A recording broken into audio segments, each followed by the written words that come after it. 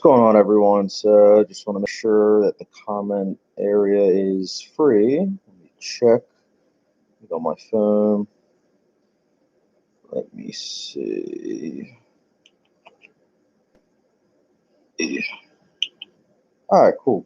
So people are able to ask away. So, guys, I dropped Incisor, which is my feature-length movie. Dropped it 17 hours ago. Paul Logan, yes.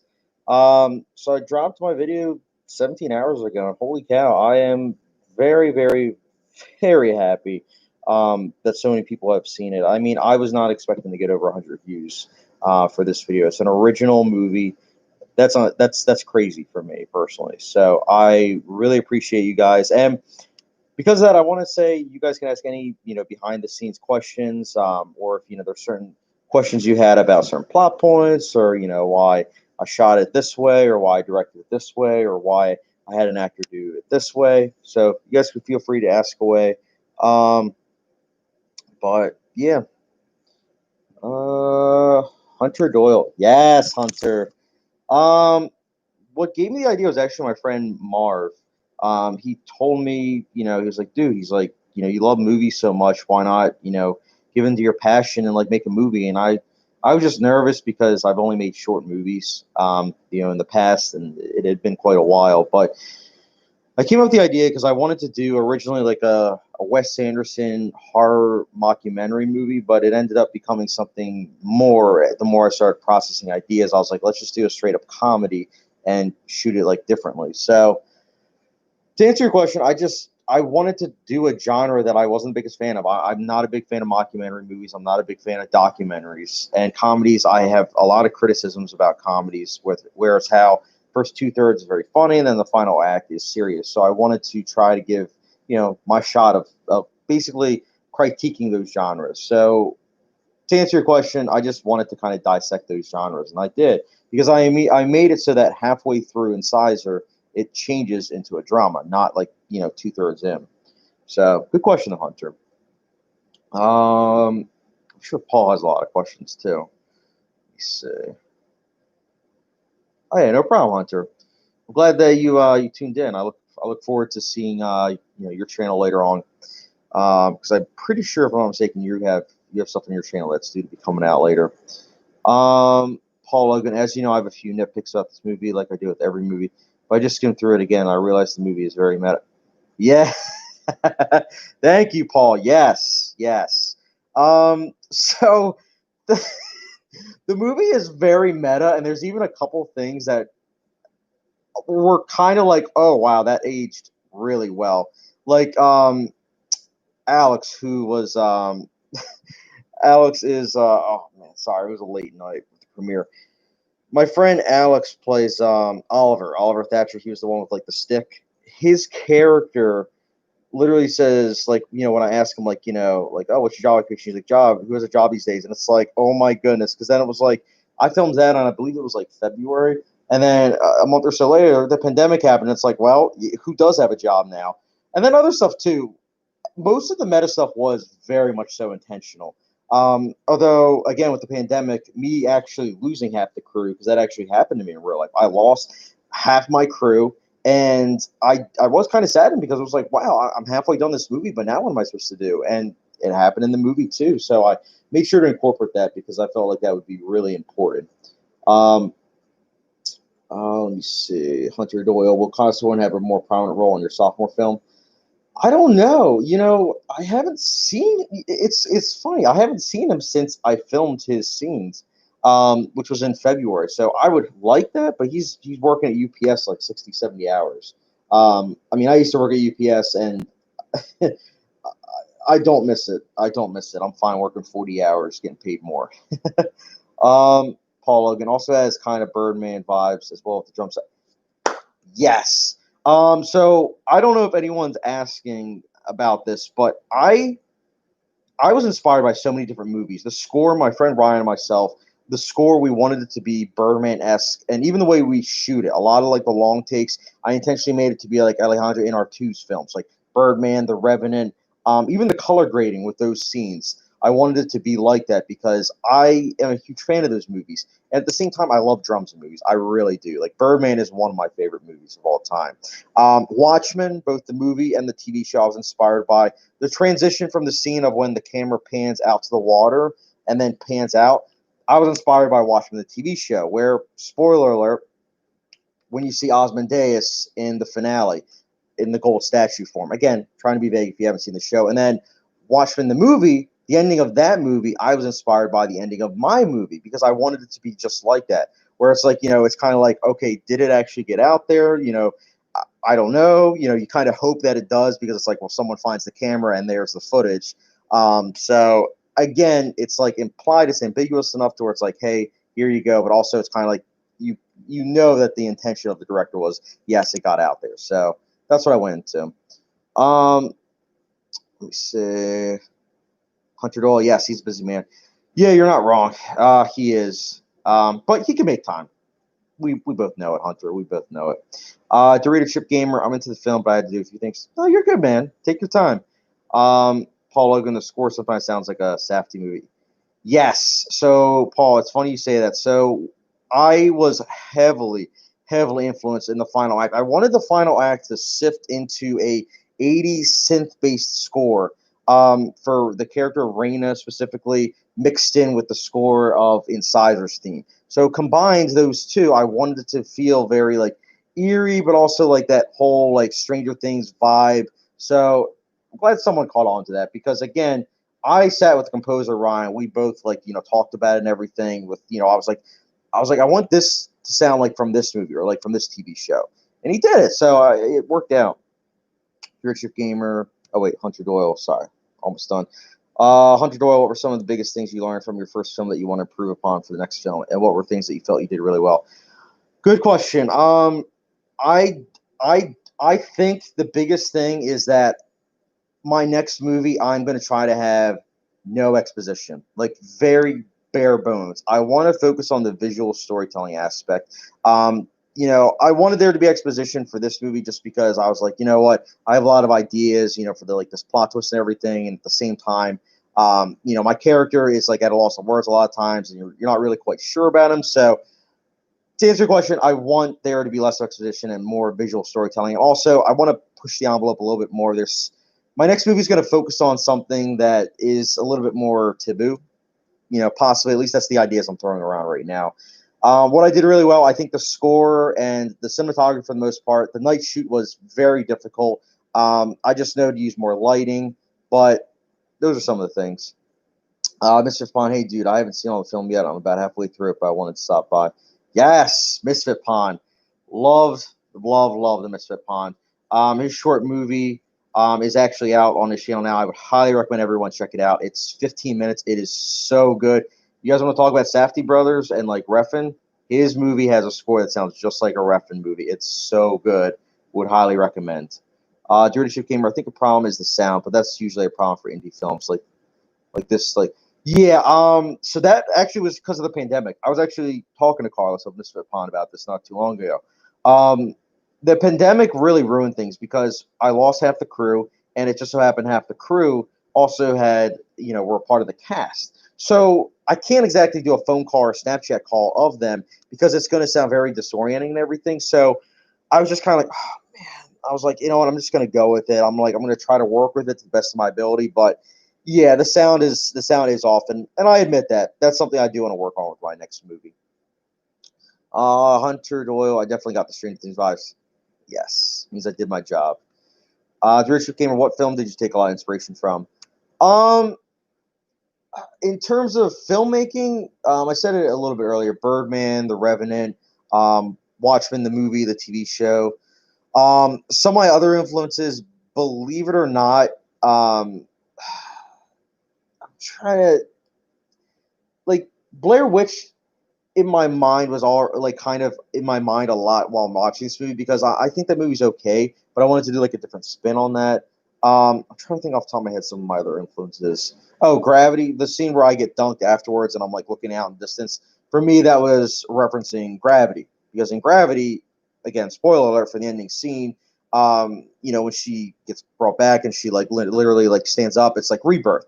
And in my movie, it's like, well, this is the scene where it's like it shifts into seriousness, and this is when the character, you slowly start to actually realize who he is, and not like how his performance is literally acting on acting. So, which again is also like a Birdman reference because Birdman is acting on acting. So that was my thing, though. Paul Logan, yes, the exposition for one of the issues I had.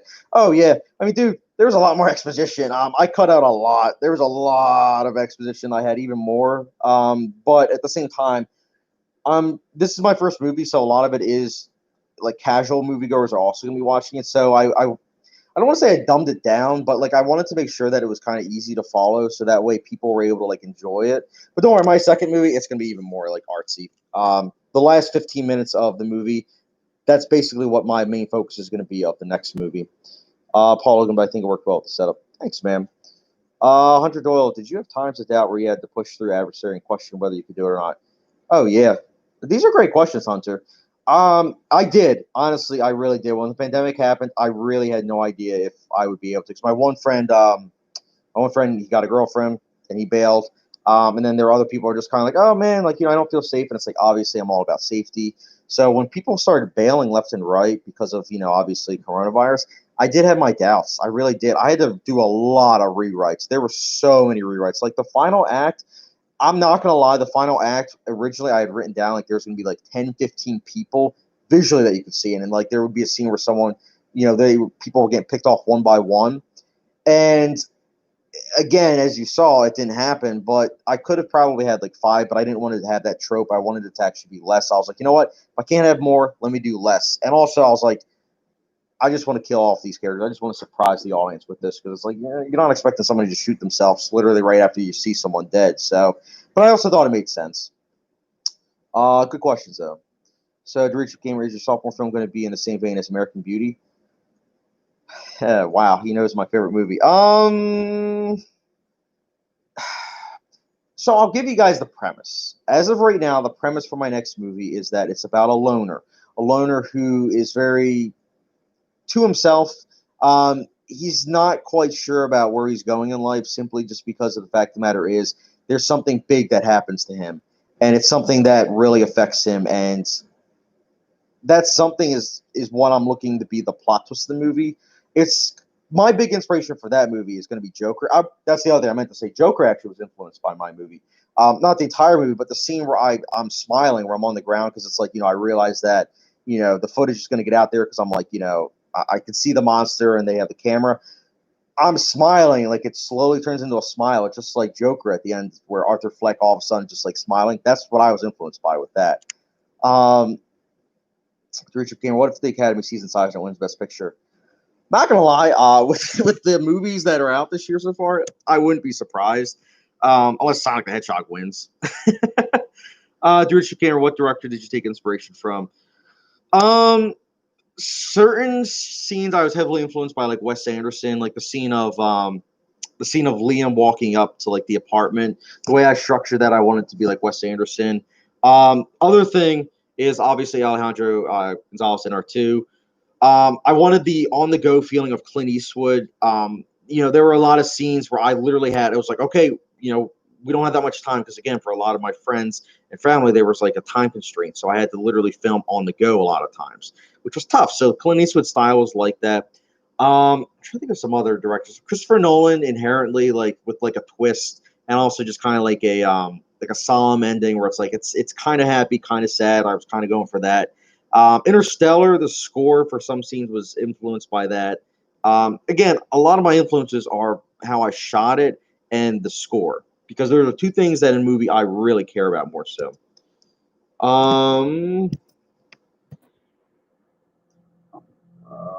Gravity. Yeah, it is. I like it. I think it's people call it overrated, but I think it's underrated now. Was some of the films done in Shannon Hall and College Park. That's the problem with people who live in Pennsylvania. Um, Everyone else is kind of like, okay, it's all one park. I shot at four locations, four parks. Chamonix and Tyler were both there. That's the difficult part. It's like all 49 states and other countries are going to look at it and they're like, okay, this all looks, they're relative. Similar could be obviously different parts of the park, but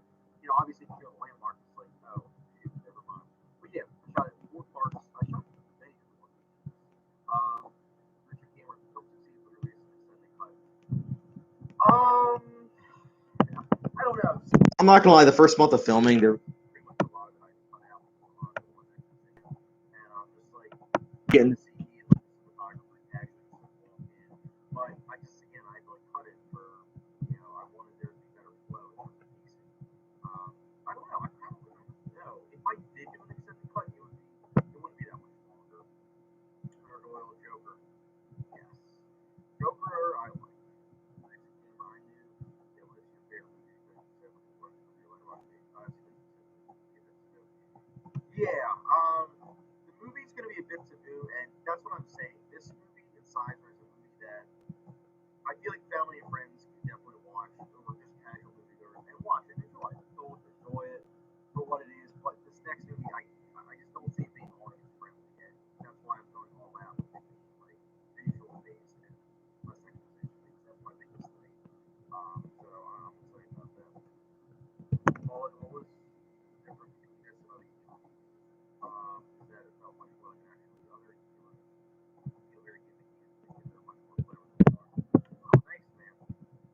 I'm not gonna lie. I wow, I don't take that back. I appreciate that. I'm not gonna lie though. I do follow some YouTubers that are very gimmicky, and it is very annoying. Like I do like YouTubers where it's like they're not flashy. They literally are just going based off of their articulation of words and everything. And that's why Mr. Pond is one of my favorites. I mean, Mr. Pond, Focus Lens. I like YouTubers like that because they're able to articulate so well and it's such a really passionate, really intriguing, honestly. And a lot of times also it brings things to mind, like me, where I'm like, oh wow, I didn't hear about that movie, but thank you, that's awesome. But there are a lot of other YouTubers where it's like, and I don't know around. There are other YouTubers where it's like, they're just doing it for the views. They're not doing it because they actually enjoy it. That's my thing. All of the joke is overrated, my opinion. It's not your opinion. I get that. This is fun. Is everybody in the film friends? No, no, what's that one? Actors. Good question. No, it was all family and friends. That was the thing. And my one friend even said he's like, you should get like actors, and I'm just kind of like, dude, like I'm such a cheapskate. I don't know if I would do that just because I'm like, who would actually act for free? And I think that's my biggest thing is that with this next movie, if I did want to have like actual actors, I don't know. I do know that right now I do want to be the lead for the next movie, and even Incisor really helped me like with acting because I repeated myself a lot, and it started out as kind of like not intentional, and then I just kind of continued doing it because I was like, well, this is going to be part of my character. But I'll be honest with this next movie, I want my character to be kind of like Ryan Gosling, where it's just like very mute. I'm just gonna try to do something like that, but it's stressful. It really is. Anyone that's acted and directed in a film, whether it's a short film or full length feature, knows it's difficult. But yeah, some of my friends were obviously better than others, but it's great. To Richard Cameras, the audio of the live stream changed. Oh, that's weird. You know what? It's probably because of the air conditioner. I have the air conditioner in the background, so I apologize. Tomorrow Fifth 45, you can check the field. I'm excited to see it. Yes, I'm excited to hear your thoughts tomorrow Fifth 45. I know you're a big fan of Carlos's short film battalion too, so I'm curious to hear your thoughts on mine. Follow me, yes, follow me. Oh, fudge! Let me get it down here. Sorry. Oh, man, I'm sorry. All right, is it better, guys? Holy cow, I just realized there's...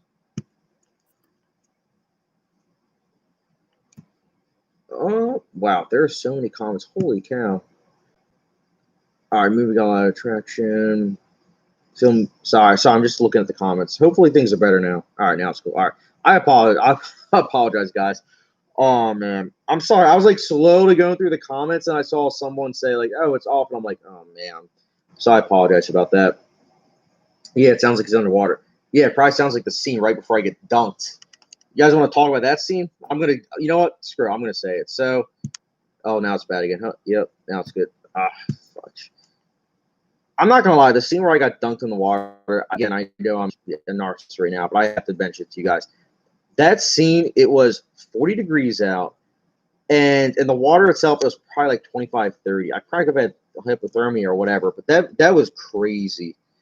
That was utterly crazy. like we had to do it in one take. My friend actually almost messed it up, which was even better, like in retrospect, because it was just like it felt more like realistic. But holy cow, I still am kind of like that's crazy.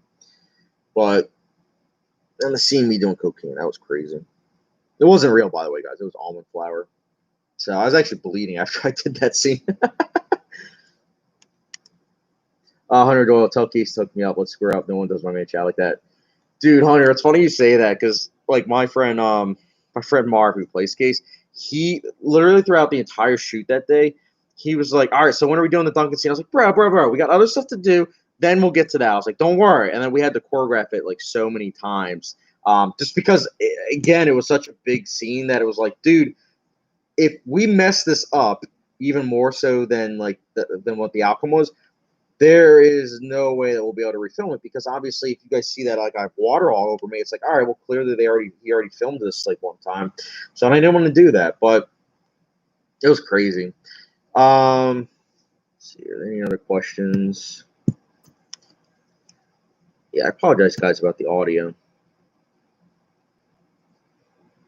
He's covering the output. Yeah. Huh. Um, but yeah, back to the Doritos game. We got a lot of traction. Um, I am very happy about that. I was not expecting that. Like it's honestly crazy. Doritos Gamer, I think Liam did a good job.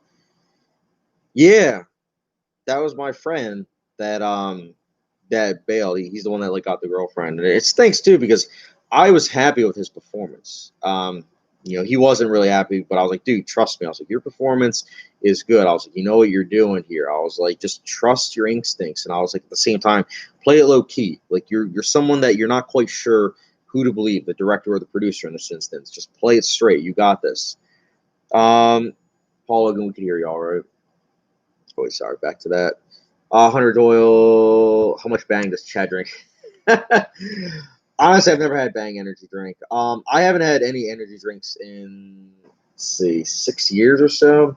Um, I don't drink coffee. I don't drink tea. I'm a pretty huge health nut, which is why I especially wanted to be the type of situation where my character is the opposite. My character drinks, Coca-Cola, does Coke, drinks alcohol. I don't do any of that stuff, honestly, if I'm being 100% honest, which is why I thought it'd be even more funny where it's like, okay, my character is meta enough to where it's like, it's actually playing to like the actual making of the movie, but also enough to where it's like, okay, but it's not actually 100% chat. Especially since if you guys watch my reviews, I am different. Paul Logan, I need to go soon, but wanted to recommend the movie. It's such a beautiful day. It's such a beautiful day. You mean like it's a beautiful day in the neighborhood? Drip Gamer, tell him I said to tell him that to boost. I will. Honestly, some of the things that you guys said, I did like pass along to my friends. Although my one friend, I was like I was talking to my one friend about I was like, yeah, I was like some of the comments were saying about like the acting. But I was like, but nobody said like which performances because I was like, okay, I was like, all right, well, I hope it's not this performance or this performance because these are the ones where I was like, holy cow, these are so gold. But I'm curious. I liked how the real backstory was revealed towards the end of the movie. Yeah, that was something I really wanted to do. My favorite thing about right before that is just kind of like how the music builds and builds and builds, and then my friend Ryan, the other Ryan, because there were two Ryans, how he moves his hand up and it acts as like a like a transition. I loved that, man. I was like, that is so good, but it worked, I think, really well because although the flashback was quite lengthy, it really puts in perspective like the movie when you rewatch it because when you rewatch it you start to realize, oh, that's why they were filming this comedy bit. Oh, that's why he was saying this and that. That makes a lot of sense. And also like even the interviews too, like a lot of them are played for laughs and everything, but there's certain ones where it's like, wait a minute, something is off about this, but you don't quite know, and then you realize that there are a couple people that actually do know about it, or at least it's implied by the end. So Oliver, the one that the stick that lives in the woods, his character knew about it. Raven, which was played by Angela, she was like the gothic one. She knew about it, and then obviously Raina knew about it. So there were three characters of the many interviews that knew about it to some extent. Um, Leadership Gamer. The Nostalgia Critic made a movie that was over 3 hours and it was really bad. It's funny you say that. I didn't see the actual movie, but I saw Ralph the Movie Maker. I saw his review of that, and I was like, oh wow, which I'm kind of surprised because Nostalgia Critic, like, he's not my favorite, but I do think that he is enjoyable to some extent. But I guess maybe reviewing movies are more of his thing. Leadership Gamer, Ralph the Movie Maker is really fun. I do like him. Actually, he's the reason why I rewatched Mr. Robot, and I rewatched Mr. Robot, and now it's top 3 shows of all time for me. So I gotta thank him for that. That's my biggest thing. I'm nervous. I mean, thankfully, I'm a smaller YouTuber, but if Ralph the Movie Maker ever reviewed one of my movies, I'd be like, oh my goodness, no. That's what I'd be nervous about. Even the biology teacher wasn't smart enough to realize it was there. Yeah. That was the thing. Like, there were certain characters where I was kind of like, I have to really make it so that people understand that some of these characters aren't that smart. The filmmaker himself, Archibald himself, isn't supposed to be that smart. He's using people. He's manipulative. I was inspired by Uncut Gems. Uncut Gems came out in December, and I started working on the project around that time. And I was like, you know what? I want my character to be like this. I don't really want him to be that likable, but perspective. I want you to understand that by the end, it's like, okay, you don't like him, but you get why he did what he did. And to me, that's important. Leadership Gamer, he's not a bad critic, but his ego really ruins someone's work. Yeah, I've heard that there was like a scandal between him like a couple years ago, and he didn't even acknowledge it, which I do think is problematic. Excuse me, if you're not able to do that, I feel like something's kind of up. Like, I remember my two live streams ago, I remember you guys asked me if there's a review that I wasn't really proud of, and I mentioned the one review of my 2015 worst films list. I'm not, because I was saying stuff that, especially these days, I would probably get like ostracized for. But I said it on a live stream that I wasn't proud of it because it was problematic, and I feel like if Nostalgia Critic, from what I've heard, is true, then it's problematic to a big extent. Henry Joy Oliver was a good character. Yeah. Yes. I actually, so most of these scenes I we did it in like one day, but Oliver's character, his scenes, we actually did it like 3 times, on 3 separate days, because the first time I just wasn't happy with it. Your gamer is back. Absolutely agree. Absolutely. You ever seen Uncut Gems? Man, you gotta watch it. Gems is great. It's not for everyone. It really isn't, but holy cow. Uncut Gems isn't for everyone. It's not an audience-friendly movie, which I know I said mine is, or at least I like to think so. But again, I took influences from other people that didn't really make audience-friendly movies. But take it for what you will. I don't know. I feel like The Rich Game, you're not really a casual moviegoer, so I think you'll appreciate it. Following on back, no, I meant It's Such a Beautiful Day by Don Hertzfield. It's a hand-drawn animation about life and death. It's my new favorite. Nice, man. That sounds awesome. I do like hand-drawn animation, although claymation, that's probably my favorite. Trisha Gamer, Stuckman was actually part of Channel Austin for a bit. Yeah, I think I believe Angry Joe also was too, which I don't really watch Angry Joe because I just feel like he just gets angry just for, some reason or another. Paul Uncut Gems just showed it to my mom, and she felt so down afterwards, felt a bit bad. Means the director did a good job. That movie is great. I love that movie. That's a movie. If I could make a movie like Uncut Gems, like, I have such a whole other respect for that movie now, because that movie, the editing and sound mixing in that movie is off the charts. It's so realistic, how there's so many different conversations going on at once. It's awesome. And it doesn't sound strange at all. It's like, okay, you can watch it one time and be like, okay, I caught this conversation. Then you can watch it another time and be like, oh no, I caught this one. But it overlaps to such a great extent. It's crazy. I can only imagine the editing software, how many like squares there are for like editing. It's probably through the roof. Paul, I felt the ending was so ballsy. Absolutely agree. I did not see that coming. In fact, I saw it with, I believe it was like 3 or 4 of my friends, and they all turned to me when that happened. And keep in mind, it was all our first viewings. And I was like, what? I was like, that was a great surprise. Because my reaction was just kind of like, did not see it coming. I loved it. Apparently, some people I know claim they saw it coming, and it's like, okay, it's the internet. You probably were spoiled it or probably looked it up, because I don't believe that someone was like, oh yeah, I saw that coming. But I'm just looking on my phone. Paul, the main reason it's audience friendly is actually dialogue. It might annoy a lot of mainstream audiences. Absolutely agree. Not just that, but it's really profane. I feel like really, really, really profane movies. Like I think it has the second most F words ever. Um, Movies like that really don't do well. I feel like, like you look at Reservoir Dogs. That movie was an indie movie, didn't really make a lot. Wolf of Wall Street made some money for sure, but again, it wasn't an audience friendly movie. Like if you were to talk to your grandmother about Wolf of Wall Street, she would say it's the worst movie ever, even though she probably didn't watch the full thing. Sorry, I'm looking at my phone. I'm getting a little meta here too. So do you guys have any more questions about the movie? You guys asked some really good questions so far, I will say. Scorsese disagrees. I love Scorsese. I don't want to say love. I really like him though. I really do. Like when he's on point, it's so good. Trisha Paytas, Christina's really profane. Scorsese is also a name, like it's a name brand. Like he made his name in like the '70s, so like he's able to do that. But if you look at the mainstream, most movies are PG-13. Most of them don't even have like an F word in them. So I'm just saying. I feel like most movies that are profane don't do well financially. Besides, like a Scorsese movie or a movie that's like based on a comic book, like the Deadpool movies. Yes, they did well because they're based off of Deadpool. Or 300, where it's like based off of a comic book and it's like buff men, like like fighting each other. It's like whatever. And then Passion of Christ, it's like it's a religious movie. It's an experience, so of course everyone's going to watch it. Richard Gamer, Hugo's all straight profane. Oh yeah, Hugo's the most profane movie ever. Man, those kids and the pacing of that movie was so fast. The visual effects were so.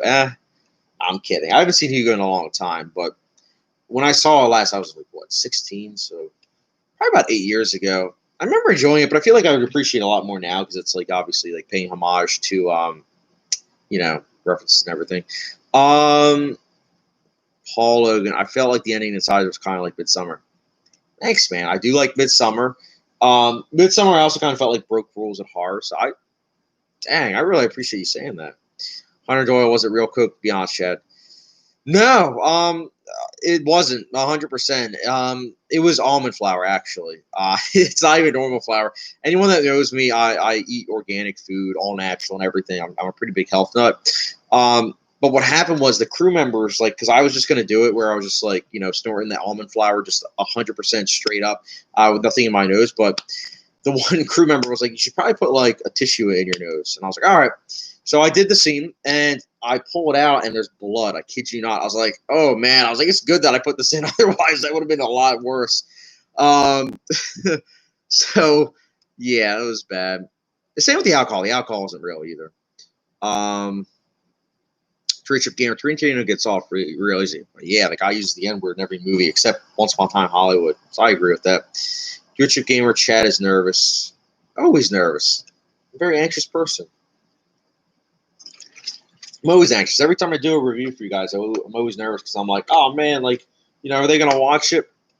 I have noticed. I don't know if you guys have noticed, but I have noticed that it's like the Academy Award videos, the ranking videos, that stuff gets a lot of views, and then I'll like review like what every other person reviews, and it's like 5 views, and I'm like, I like this because it means that like the stuff that you guys really like are the stuff that I put a lot of effort into, which I appreciate. I really do. So I love it. Hunter Doyle, I don't believe you. You're the plug, chat. Oh man. Richard Gamer chat, are you not telling something? Oh my goodness. Oh man. No, but that's the thing. The whole cliche is that most filmmakers do a lot of cocaine. And that they do have like alcohol, problems with everything. So that was the thing. Like originally I was gonna have that scene, like that whole thing where it's like, you see candy on the ground, you see my bill, and I'm just like throw it on the ground because I'm like, who cares if I'm in debt? And then, I do the Coke and then, drink the alcohol. After that, originally the scene was going to be that I go to the park, but I'm like thinking about it, and thank God for the pandemic. And I was like, well, it wouldn't make any sense if I was feeling very down and depressed if I still kept on like going out and like interviewing people. So then we came up with the scene where it's like, well, what if Raina was actually like following you? Like be kind of creepy and very ominous because it's like, well, wait a minute. It always begs the question of like, wait a minute, how did she find you? And it's stuff like that that people like will nitpick to death. I don't care because I was like, you know what? There's a fine line of plot holes and up to interpretation. And you know what? Screw everyone. I'm kidding. Marvel 55, you watch any good movies recently? Yeah. I saw in 4K last night a movie called Incisor. It was good, It was good. I'm sorry, I can't even say it with a straight face. Oh, Paul Logan, I'm dying. The Flower Ed's Coke is that. It's always is like that. It's Always Sunny. I've only recently seen a couple episodes of It's Always Sunny in Philadelphia, so I need to. Hopefully, I'll watch that episode and I'll be like, oh, I wasn't even inspired by it. That's hilarious. I'm gonna go IDK, man. I think you smuggled a few packages here and there while you were back at UPS, and coincidence that Kyle works in out. Oh man, I would love to do a movie about UPS and just like big corporations. Just kind of like I don't want to say take it down, but I feel like most people don't talk about that. I know that I don't want to talk about conspiracy and everything, but I don't know if anyone's worked in retail and like other jobs at UPS, like you really do get like a feeling of like, holy cow, like there's one guy up at the very top who has like millions and millions, and it's like it goes down and it's like, oh, you get paid $8 an hour. Good. I'll try to live off this. So God bless my little brother for working there. I would only work there like I might go back at some point just to like get some extra money, but for now it's like with what I'm making, it's completely fine. More than happy to be a debt collector than throwing packages to all y'all. Hunter Doyle, I just watched Knives Out. What was your opinion on it? Oh, I love Knives Out. Knives Out takes a simple premise, builds up the family, gives you who did the murder, and you kind of are like, well, wait a minute. This is 45 minutes in. What is going on? And then it throws on another 6, 7 twists. And I love Daniel Craig's accent. His accent in that movie is awesome. I love that movie. Your Gamers, if you could cast a Hollywood actor in your next film, who would it be? He's retired, but I would love to have Daniel Day-Lewis in it. Or DiCaprio. I want a shouting scene in my next movie. I really do, and I feel like either one of them would be awesome at it. Your Gamer, is it possible for you to add Incisor to IMDb, or is that not how it works? Good question. So I added Incisor to the movie database. If you look up the movie database, it's on there. The reason why I did that was because I looked it up because I wanted this to be on Letterboxd. So I put it on the movie database, and then I put it on Letterboxd.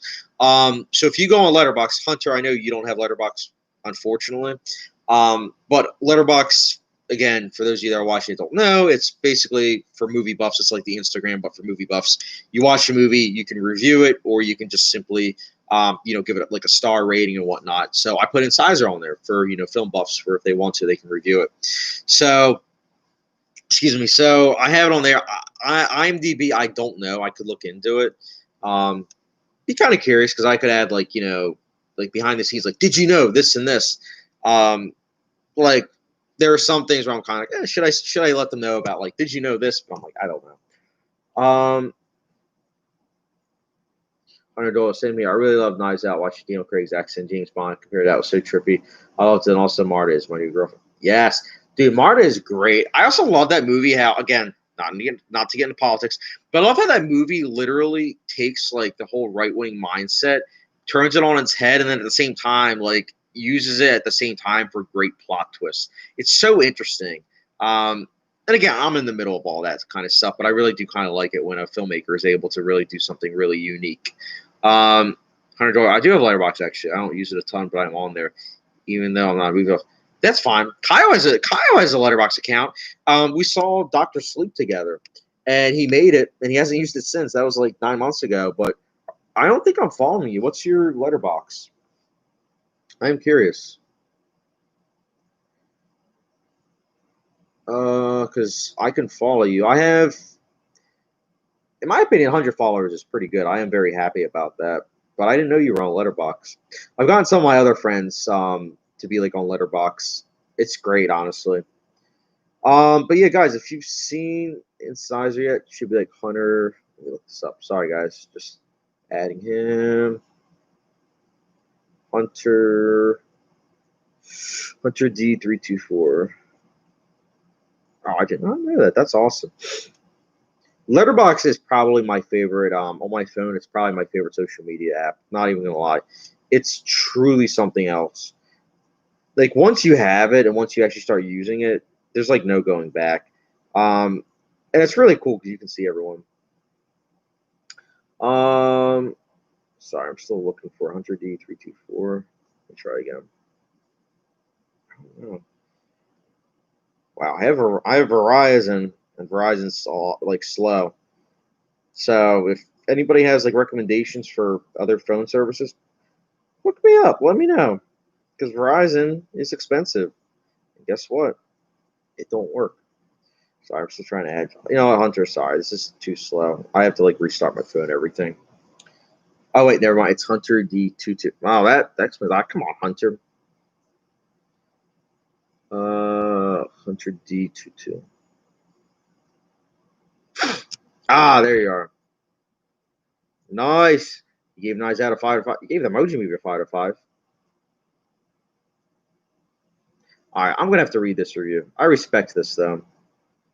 I respect it, Hunter. I respect it. I'll read that later. Mr. Pond, that's cool. I used solely friends and family to make it. I've been doing the same exact thing for all my shorts. For Mercer, he's an actor, but he's also my longtime friend. Dude, that's awesome. Not gonna lie, Carlos and Mr. Pond, I do honestly wish that your other two friends, Perry and what's the other one that you do their car reviews with? I feel like they would be great at acting. Like I would love to see Perry and pass this along to Perry, please. I would love to see Perry in one of your movies just like have a meltdown, like a freak out. I guess it would be considered acting, but his meltdowns on movies, I always die. I would love to see that in one of your movies, just like the camera slowly panning into like one of his freakouts. It would be amazing, truly. I would highly recommend you do it. It would be awesome. Leadership Gamer, when is the 80s Best Picture ranking coming? Hey, it's funny you say that. This is fine. So I was waiting for him to get the 9. So I actually told him not too long ago. Officially, the 80s one will be dropping on Tuesday. I'll be dropping it, and then if all goes well, the 90s one will be probably it will probably be up in 2-3 weeks. And then after that, I'll then release the 2000s and then 2010s. I already have those filmed. With those, I think I might have said it in like one of my other live streams, but the 2000s I did Skynet Jen, who's a YouTuber, and then 2010s I did Elsie Screen Talk, who I've collaborated with before, just not on my channel. Hunter Doyle, sorry, I have some bogus just to start country. I appreciate it, man. Like I said, I haven't watched. I mean, I haven't read your review of Emoji Movie, but I always do like that kind of stuff because I mean, I have some pretty controversial opinions. Like, I mean, I'm the person that thinks The Lone Ranger is actually a good movie. Who thinks that? I do. I love the cinematography. I love the score, production design. That movie to me is actually like a good movie. I can't even say it's a guilty pleasure because I genuinely think it's a good movie. But that's the thing. Gore Verbinski, that's just how he is. Like the Pirates of the Caribbean movies, like the trilogy, they're not really well received now. You know, it's looked at back as like, oh, but I like it. Cure for Wellness, Rango. Well, Rango is well received, but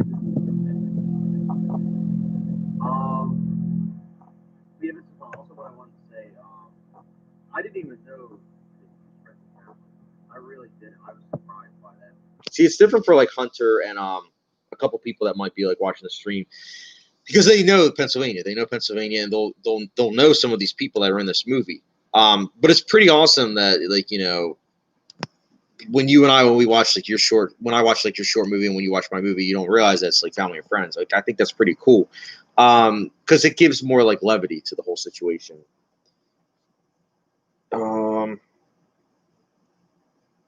Say, sorry, just look on the phone. Got quiet again.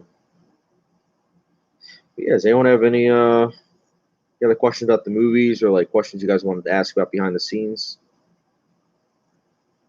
Ask away. Ask away. As far as Raphael Lozano Ramsey, I'm surprised he's not in this. in the the live stream chat. Hunter, go. I'm gonna head out, Chad. Great work, Dan. I see what you did there. You made a reference to that meme, SpongeBob meme. I'm gonna head out. I like that. All right, it was good talking to you, Hunter. I'm sure I'll Snapchat you back. Actually, yeah, I didn't Snapchat you back just yet. I apologize. I was doing this live stream, but I'll catch you around, Hunter. Thanks again for obviously being in the chat. Very much so appreciated. To everyone else, I think I'm gonna wrap things up just because it's been 45 minutes. Jeez, I wanted this to be like 20 minutes. But I appreciate everyone giving their thoughts. For those of you that are catching the live stream late, feel free to ask in the comment section down below. Obviously, if you don't catch this live stream, ask in the comment section below. I'll be more than happy to give you guys breakdowns.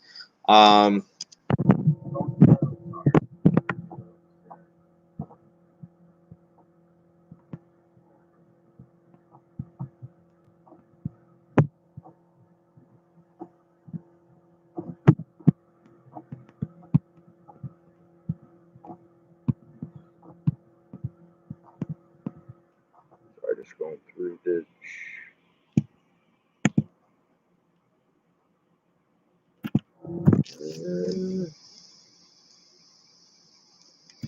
All right. All right, guys. Without further ado, I am going to say it's good talking to everybody, everyone that participated. You guys are all the best. And again, stay in touch. I'll be more than happy to answer any questions down below. And as always, if you're not subscribed, don't forget the subscription, notification bell. And again, thank you very much for watching Incisor. Without you guys are the best. Very much so appreciate it. And I'll catch you guys later.